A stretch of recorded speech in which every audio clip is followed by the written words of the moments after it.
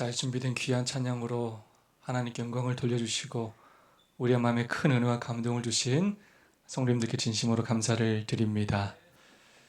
아름다운 계절 가을의 행복한 안식일입니다.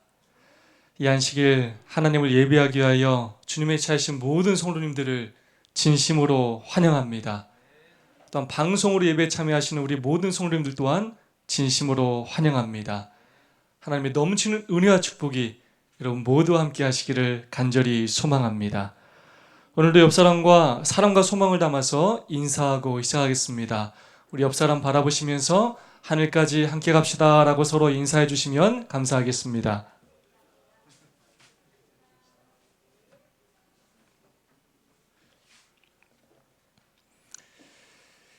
지난주 안식일에 깜짝 놀라는 일이 있었습니다. 지난주에 우리 최종혁 청년이 수요일부터 휴가여서 안식일에 교회 못 올 줄 알았습니다.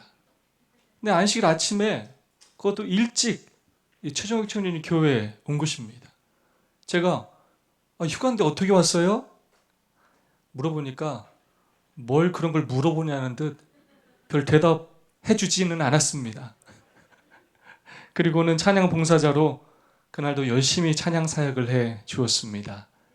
얼마나 놀랍고 또 감사한 일이었는지 모릅니다. 또 요즘 서영민 청년을 볼 때마다 제가 놀라게 됩니다. 다이어트를 너무 잘해서 살이 많이 빠진 것뿐만 아니라 화요일 금요일 저녁에도 한 번도 빠지지 않고 교회에 와서 찬양 사역을 하는 모습을 보면 참 많은 감동을 받습니다. 요즘 어쩌면 직분을 가진 성도님들도 교회를 잘 오지 못하는 그러한 형편인데 저 청년이 이 찬양 사역을 하겠다고 그렇게 교회를 빠지지 않고 오는 것입니다. 화요일에 비가 오는 날이면 목회자는 오늘 저녁에는 누가 교회에 올까 하는 걱정을 합니다. 그런 날에도 형민이는 우산을 쓰고 비에 젖은 몸을 이끌고 교회에 와서 찬양 봉사를 빠짐없이 하였습니다. 반주자인 문세희 청년도 마찬가지입니다. 올 휴가 기간에도 세희 휴가인데 어떻게 왔어? 했더니 반주하기 위해서 왔다는 거예요. 휴가 기간에도 빠지지 않으면서 자신의 자리를 묵묵히 지키며 봉사해 주고 있습니다. 오늘 찬양 은혜가 넘쳤죠? 네. 화요일 날도 연습하고 어제는 6시부터 와서 연습하고 오늘 아침은 또 8시 40분부터 연습하고 남영 집사님이 또 소그룹에서 뭐라고 간증하셨습니까? 모든 교인의 찬양 사역자 양성. 얼마나 열심히 해주시는지 그 열심에 놀라게 되었습니다. 얼마나 감사한지 모르겠습니다. 목회를 하다 보면 이렇듯 놀랄 때가 간혹 있습니다. 두 부류의 성도가 놀라게 합니다. 첫 번째 부류는 어떻게 오랫동안 믿지도 않았는데 아는 것도 많지도 않은데 때로는 나이도 어린데 이렇게 믿음이 좋을까? 이렇게 순종을 잘할까? 어떻게 이렇게 헌신을 잘할까? 깜짝 놀라게 됩니다. 또 오래 신앙한 성도님들 중에서도 자신이 정말 바쁘고 힘듦에도 불구하고 어떻게 이렇게 하나님의 일에 많은 관심을 갖고 어떻게 이렇게 적극적으로 헌신하는지 놀랄 때가 있어요. 정말로 믿음이 좋고 신실하고 거기에 겸손하고 자기를 드러내지 않는 성도님들을 보면 놀라게 됩니다. 자신은 살림살이가 넉넉하지도 않은데 쉴 틈도 없는데 하나님의 사업에 헌신하는 모습을 보면 어떻게 이렇게 충성스러울 수가 있을까? 어떻게 이렇게 헌신적일 수가 있을까? 그런 성도를 볼 때마다 놀라게 됩니다. 부족한 이 목사를 아주 부끄럽게 만듭니다. 큰 감동을 줍니다. 또 힘과 용기를 줍니다. 많은 것을 느끼고 반성하게 되고 내가 더 잘해야 되겠다 라는 생각을 다짐을 하게 만듭니다. 두 번째 부류는 안타깝게도 정반대의 경우입니다. 신앙의 연수가 이렇게 오래되었는데 왜 변하지 않을까? 왜 믿음이 성장하지 않을까? 왜 저때 저렇게 결정하고 행동할까? 그런 모습을 볼 때마다 안타까움과 함께 놀랄 때가 간혹 있습니다. 예수님도 이 땅에서 사역을 하실 때 두 부류의 사람에게 놀라셨습니다. 시대소망 315페이지의 말씀입니다. 그리스도께서는 자신의 민족이 당신께서 메시아가 되신 외적 표적을 요구하는 것을 몹시 슬퍼하셨다. 그리스도께서는 그들의 불신을 보시고 거듭거듭 놀라셨다. 그러나 예수께서는 당신께 나온 백부장의 믿음을 보시고 놀라셨다. 예수님은 두 가지로 놀라가셨어요. 첫 번째, 자신의 민족인 유대인들의 불신을 보시고 거듭거듭 놀라셨습니다. 두 번째, 이방인인 백부장의 믿음을 보시고 놀라셨어요. 그 놀란 경우가 정반대였어요. 오늘 우리는 예수님을 어떻게 놀라게 하고 있습니까? 그렇다면 이 백부장은 어떤 사람이었기에 이렇게도 예수님을 놀라게 하였을까요? 예수님을 놀라게 했던 백부장은 어떤 사람이었는지 이 시간 함께 살펴보도록 하겠습니다. 첫 번째, 그는 가치 없는 사람을 사랑하는 사람이었습니다. 누가복음 7장 2절로 3절 다 함께 한번 읽어보겠습니다. 시작.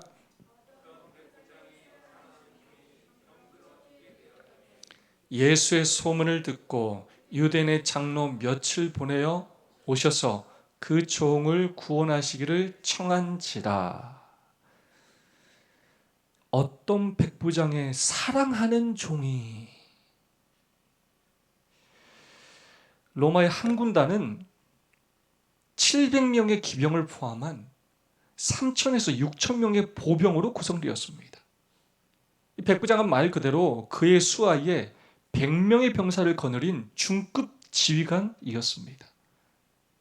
그는 군인으로서 계급사회에 익숙한 사람이었고 그 당시 하인은 그 계급사회에서 가장 밑바닥에 해당되는 사람이었습니다.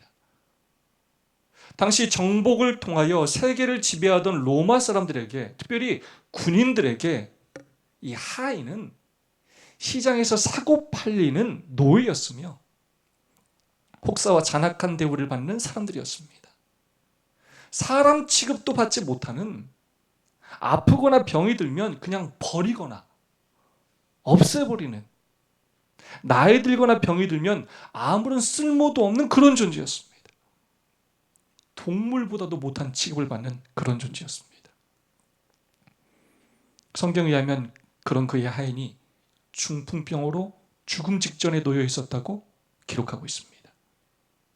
일반적인 로마의 백부장이라면 그 하인을 죽도록 내버려 두든가 아니면 일을 시킬 수 없기 때문에 그 하인을 당장 내다 버렸을 것입니다. 그리고 새로운 하인 한 명을 돈 주고 사면 그만인 것입니다. 그러나 이 백부장은 그렇게 하지 않았습니다. 하인이었지만, 병들었지만 그를 사랑하였습니다. 하인이 아닌 자신의 가족처럼 그를 대하였습니다. 그래서 그 하인의 괴로움을 차마 눈뜨고 볼 수가 없었습니다. 어떤 수를 써서라도 그 하인을 꼭 고쳐주고 싶었습니다. 그래서 그는 유대 장로들에게 도움을 청한 것이고 예수님께도 도움을 청한 것입니다. 이처럼 백부장은 당시의 관념으로 볼 때 가치 없는 사람을 사랑하는 사람이었습니다. 세상에서 소외받고 고통받는 사람을, 정말 주변에서 아무 쓸모없게 여기는 그런 사람을 귀히 여길 줄 아는 사람이었습니다. 정말로 사랑이 많은 사람이었습니다. 제가 아직도 어리지만 목회를 한 해 한 해 하면서 또 이렇게 한 살 한 살 나이를 먹어가면서 뭘 느끼냐면 참 사랑하는 것이 쉽지 않다는 것을 더욱더 느끼게 됩니다. 이렇게 사랑을 많이 외치고 가르치고 말하는데 사랑하는 게 참 어렵다는 걸 느끼게 됩니다. 나에게 정말 사랑이 없다는 것을 느끼게 됩니다. 사랑, 참 말은 참 쉽지만 연약한 사람을 사랑하는 것, 가치 없어 보이는 사람을 사랑하는 것, 나에게 아무런 도움도 되지 않는 사람을 사랑하는 것, 내가 모르는 사람을 사랑하는 것, 정말 어렵습니다. 특별히 나에게 아무 도움이 안 되는 사람, 그런 사람들을 아무 조건 없이 사랑하는 것, 정말 어렵습니다. 하나님의 사랑이 아니면 이거 불가능한 일입니다. 우리에게는 그런 사랑 자체가 없기 때문입니다. 성경은 말세의 특징을 이렇게 이야기합니다. 사람들은 자기를 사랑하며 돈을 사랑하며, 디모데후서 3장 2절의 말씀입니다. 사람들이 자기는 끔찍히 사랑합니다. 돈은 끔찍히 사랑합니다. 그러나 다른 사람을 돌아보며 사랑하며 살지는 않습니다. 돈이 되지 않으면, 나에게 이익이 되지 않으면 돌아보지 않는 게 이 세상의 이치입니다. 내가 사랑받은 만큼 나에게 사랑 준 사람에게 그 정도 갚으며 사는 게 우리의 삶인 것입니다. 겨우 사랑하며 사는 것이 내 가족과 나 정도인 것입니다. 나에게 유익이 되는 사람 정도인 것입니다. 근데 성경은 그런 사랑은 이방인들도 할 수 있다라고 말하고 있습니다. 그러면서 예수님은 원수까지도 사랑하라고 말씀하고 계십니다. 여기서 원수가 바로 가치 없는 사람, 작은 자, 연약한 자, 아무 유익이 없는 자를 이야기하고 있는 것입니다. 내가 사랑해도 아무런 보답을 받을 수 없는 자를 의미하는 것입니다. 그러면서 예수님은 지극히 작은 자 하나에게 한 것이고 내게 한 것이다 라고 말씀하셨습니다. 신앙의 핵심은 사랑입니다. 율법의 핵심이 곧 사랑입니다. 첫째부터 넷째까지가 하나님 사랑이고 다섯째부터 열째까지가 바로 이웃사랑입니다. 그 백부장은 로마인이었지만 그 율법의 핵심을 아는 사람이었습니다. 사람을 계급과 지위와 상황에 상관없이 진심으로 사랑하는 사람이었습니다. 여러분 요즘 바쁘시죠? 참 세상이 바쁘게 돌아갑니다. 요즘은 어린이들부터 어르신들까지 다 바쁩니다. 해야 할 일도 많고 신경 써야 할 일도 많고, 그 와중에 우리 그리스도인들은 무슨 고민을 하며 살아야 하는 사람들일까요? 무엇을 하며 살아야 하는 사람들입니까? 바로 사랑입니다. 우린 사랑하며 살아야 합니다. 하나님을 사랑하고 이웃을 사랑하며 살아야 합니다. 너무 바쁘게 사느라 그것을 잊고 살 때가 참 많이 있습니다. 너무 바쁘게 나만을 위하여 앞만 보며 사느라 잊을 때가 참 많이 있습니다. 그래서 무엇인가를 더 성취하면, 더 소유하면 그것이 성공한 줄로 생각하고 그것이 잘 사는 삶인 줄 착각할 때가 많이 있습니다. 하나님을 믿는다고 하지만 그 율법의 중심은 잊어버리고 율법주의자가 되어서 사랑하려 하기보다 정죄하고 비판할 때가 참 많이 있습니다. 매 순간 우리는 기억해야 합니다. 내가 과연 사랑하며 살고 있는지, 나의 마음속에 예수님의 그 사랑이 있는지. 그리고 하루를 마치고 나서 돌아봐야 합니다. 나는 오늘 예수님의 사랑으로 얼마나 다른 사람을 사랑하며 살았는지. 사랑하는 인천새천사 하늘가족 여러분이시여, 이 땅에 가치 없는 사람은 단 한 사람도 없습니다. 때로 우리가 우리의 기준으로 판단하고 느낄 때 또 세상이 그렇게 구분할 뿐이지, 하나님에게 있어서 이 땅에 존재하는 모든 사람은 소중한 사람이며 사랑받고 가치 있는 사람들인 것입니다. 구원받아야 할 대상들인 것입니다. 혼자 너무 바쁘게 앞만 보며 살지 마시고 주위를 돌아보시며 나누며 사랑하며 살게 되기를 간절히 소망합니다. 우리에게 없는 그 사랑을 하나님께 달라고 기도하고 그 주신 사랑으로 백부장처럼 지극히 작은 자까지도 사랑하며 사는 저와 여러분이 되기를 간절히 소망합니다. 예수님을 놀라게 한 백부장은 어떤 사람이었는가? 두 번째, 그는 편견이 없는 사람이었습니다.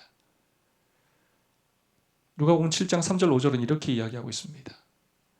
예수의 소문을 듣고 유대인의 장로 며칠 보내어 오셔서 그 종을 구원하시기를 청한지라. 이에 저희가 예수께 나와 간절히 구하여 가로되 이 일을 하시는 것이 이 사람에게는 합당하니이다. 저가 우리 민족을 사랑하고 또한 우리를 위하여 회당을 지었나이다 하니. 백부장이 유대 장로들에게 도움을 청하자 유대 장로들이 예수님을 찾아가 이렇게 얘기한 것입니다. 예수여, 이 백부장은요 유대인들을 위해서 회당을 건립했을 뿐만 아니라 유대인들을 사랑했으며 유대인들에게서 존경을 받고 있습니다. 그러니 이 사람을 도와주는 것이 합당합니다. 여러분, 이 얼마나 대단한 일입니까? 일제강점기 시대를 한번 생각해 보시기 바랍니다. 일본이라는 말만 나와도 피가 거꾸로 흐를 판인데, 특별히 군인이라면, 수사라면 치가 떨릴 판인데, 우리나라를 무력으로 점령하고 압제하던 일본 군대의 장교가 어찌된 일인지 우리나라 사람들을 사랑하고 우리나라 사람들로부터 존경을 받고 있다고 생각해 보십시오. 이 얼마나 놀라운 일입니까? 이 백부장이 얼마나 친절했으면, 얼마나 사랑이 많은 사람이었으면 그랬겠습니까? 그는 이미 정복자와 피정복자가 갈라놓은 국가적인 편견과 증오의 장벽을 무너뜨렸습니다. 사람 대 사람으로 유대인들을 대하였고 그들을 인격적으로 존중하였습니다. 사랑하였습니다. 이런 사람 됨됨이를 볼 때 이 백부장은 참으로 대단한 사람이었습니다. 그에 비해서 우리가 얼마나 편견이 많은 사람인지 모릅니다. 우리는 미국이나 유럽 사람들에게는 많은 관심과 친절을 보이다가도 때로 조선족이나 동남아시아 사람들이나 흑인들을 보면 좀 가볍게 여기는 경향이 좀 있습니다. 우리보다 잘 살고 세련되어 보이는 사람들에게는 약해지다가도 우리보다 좀 못 살고 없어 보이는 사람들에게는 좀 가볍게 대하는 경향이 있어요.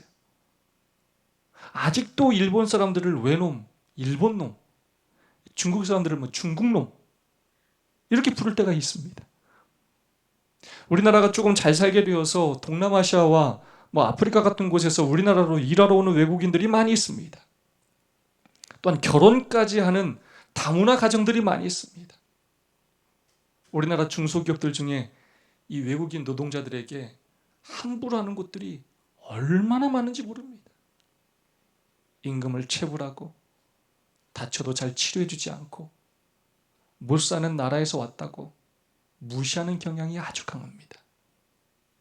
또한 다문화 가정 사람들에게 이상한 눈으로 바라볼 때가 우리에게 있다는 것입니다. 사람의 중심을 보지 못하고 외적인 것으로 사람을 평가할 때가 많이 있습니다.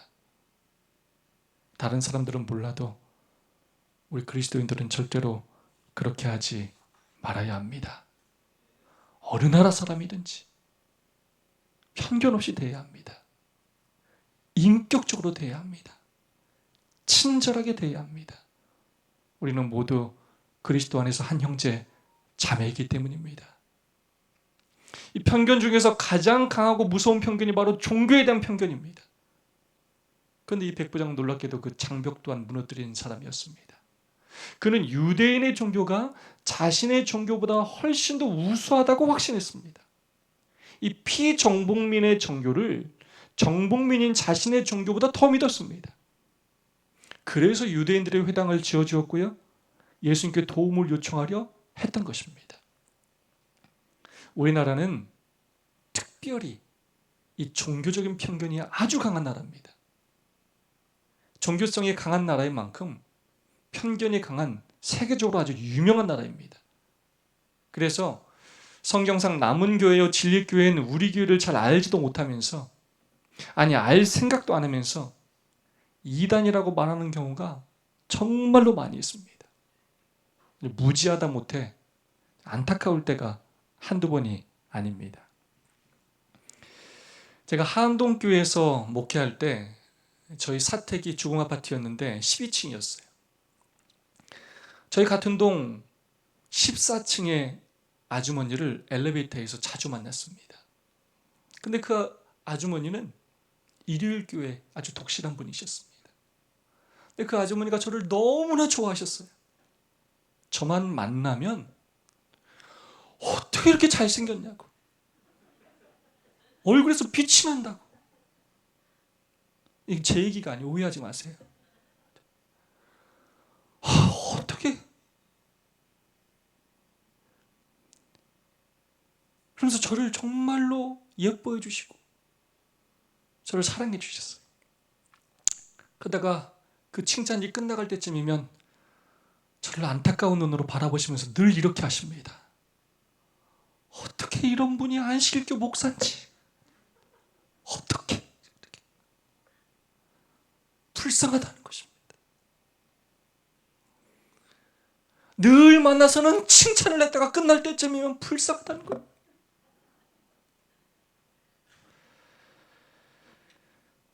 제가 그런 분들을 만날 때마다 이 편견이 얼마나 무서운지 새삼 다시 느끼게 됩니다. 아무리 이야기해도 설명해도 소용이 없어요. 귀를 막았기 때문입니다. 오늘 많은 사람들이 안식일 진리를 깨닫고 있습니다. 그러나 많은 경우 그들이 돌이키지 않는 이유는 바로 편견 때문입니다. 이 편견의 장벽이 무너져야 진리가 들어갈 수 있기 때문입니다. 이 백부장은 진리를 가장 우선순위에 두는 사람이었습니다. 그것이 옳은 것이라면, 진리라면 있는 그대로 받아들이는 사람이었습니다. 그만큼 진리에 대한 강한 열망과 열심이 있는 사람이었습니다. 우리도 그런 사람이 되기를 간절히 소망합니다. 오늘 우리에게도 의외로 많은 종교에 대한 편견이 있습니다. 우리가 믿는 것이 진리이기에 그것을 주장하고 확신하는 것은 당연한 일이지만, 다른 사람들을 대하는 태도에 있어서는 돌아보고 고민해 볼 필요가 있습니다. 오늘 우리는 천주교인들을, 또 일일교인들을, 특별히 여호와 증인, 또 안상홍, 또 신천지 사람들을 만나면 어떻게 대하십니까? 좀 다른 사람처럼 취급할 때가 있지 않습니까? 쉽지 않은 일이지만 조심해야 합니다. 그들이 말하는 잘못된 지식에 대하여는 귀를 닫아야 하지만, 그들을 대하는 태도에 있어서만큼은 친절하고 인격적이어야 합니다. 그리스도인다워야 합니다. 우리에게 있어서 그들이 지극히 작은 자일 수 있기 때문입니다. 백부장이 예수님의 도움을 받고 예수님의 칭찬을 받았던 이유는 이렇듯 편견이 없었기 때문입니다. 그는 사랑이 많은 사람이었을 뿐만 아니라 누구와도 관계가 좋은 사람이었습니다. 이 편견이 없었다는 것은 바로 관계가 좋은 것을 의미하는 것입니다. 여러 번 강조하지만 신앙은 바로 관계입니다.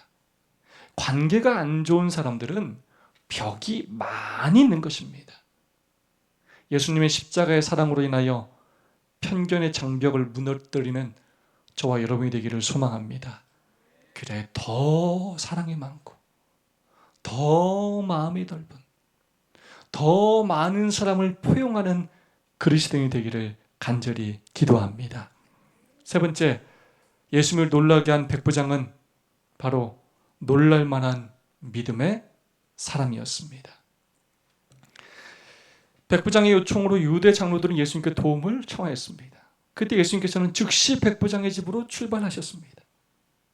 예수님께서 자신의 집에 오고 계시다는 소식을 듣고 백부장은 예수님께 다음과 같이 기별을 보냈습니다. 주여, 수고하지 마옵소서. 내 집에 들어오심을 나는 감당치 못하겠나이다. 다만 말씀으로만 하옵소서. 그러면 내 한이 낫겠삼나이다.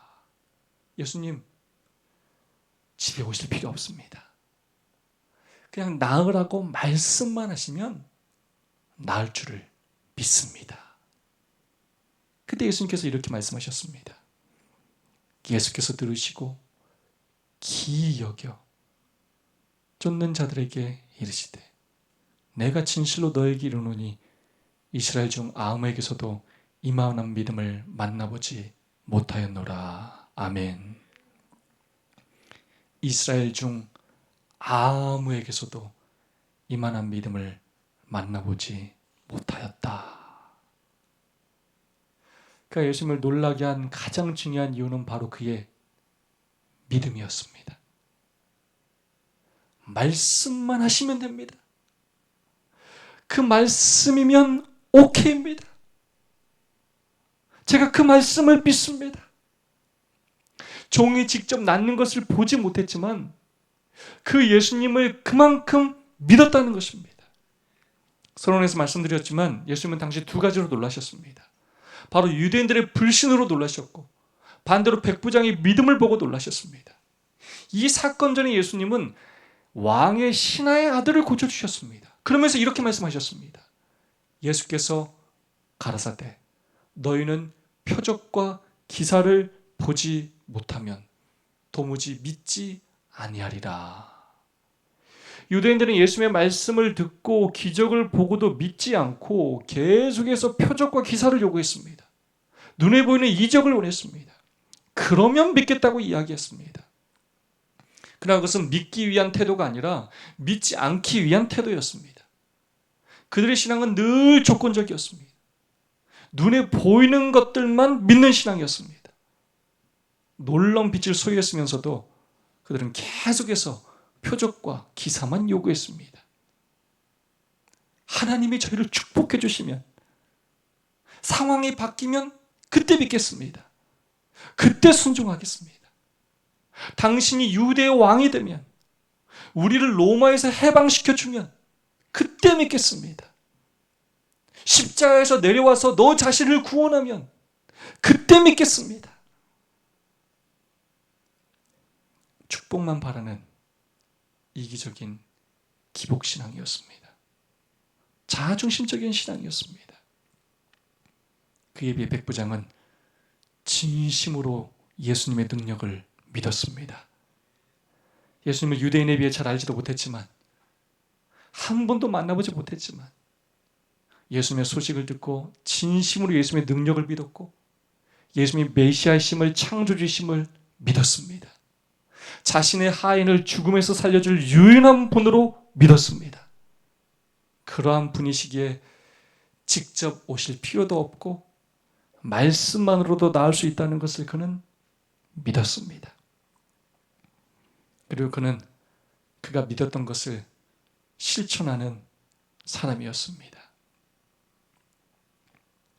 그 놀라운 많은 빛을 받았고 그 많은 말씀을 들었음에도 불구하고 여전히 믿지 않았던 유대인들의 불신을 보고 놀라셨고,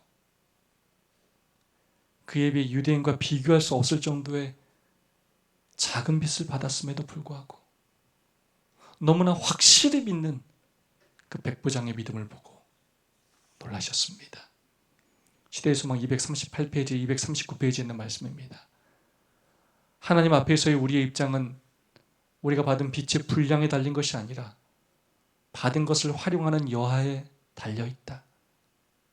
이와 같이 그들이 분별할 수 있는 한도 내에서 올바른 것을 선택하는 이방인들은 큰 빛을 받고 하나님을 섬긴다고 고백은 하나 그 빛을 무시하고 그들의 일상생활로서 자신들의 고백을 부인하는 자들보다 더 유리한 형편에 있는 것이다. 오늘 너무나 많은 빛을 받은 우리는 어떻게 예수님을 놀라게 하고 있습니까? 예수님, 아무리 말해도 소용없어요. 저는 꿈쩍도 하지 않습니다. 저에게 더 많은 기적과 더 많은 축복을 주십시오. 그러면 믿겠습니다. 제 상황이 달라지면, 제 형편이 좋아지면 믿겠습니다. 여러분, 그것입니까? 아니면 말씀으로만 하옵소서. 눈에 보이지 않지만, 제 앞길이 캄캄해 보이지만 제가 주님을 믿습니다. 제가 주님의 말씀에 순종하겠습니다. 과연 이것입니까? 오늘 우리에게 부족한 것은 돈이 아닙니다. 기사와 표적이 아닙니다. 더 큰 빛이 아닙니다. 받은 빛에 대한 믿음입니다.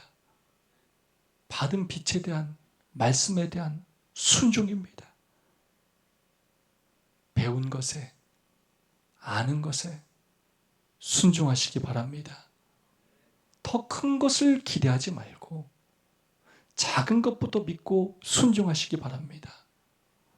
더 나중을 기다리지 말고 지금 순종하시기 바랍니다.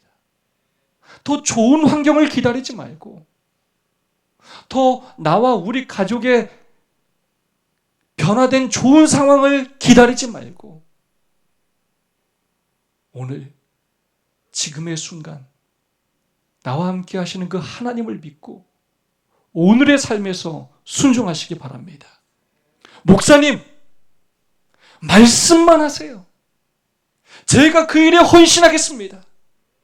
목사님, 돈 걱정하지 마셔요. 하나님 일하는데 그런 걱정하지 마셔요. 사람들 모으는 거, 일하는 거, 목사님 걱정하지 마십시오. 말씀만 하십시오. 제가 헌신하고 순종하겠습니다. 이런 믿음으로 목회자와 하나님을 놀라게 하는 인천센천사 모든 하늘 가족들이 되시기를 진심으로 간절히 바라면서 오늘 말씀을 마치겠습니다. 두 분씩 짝을 지어서 오늘 받은 말씀의 은혜를 나누는 시간을 갖도록 하겠습니다.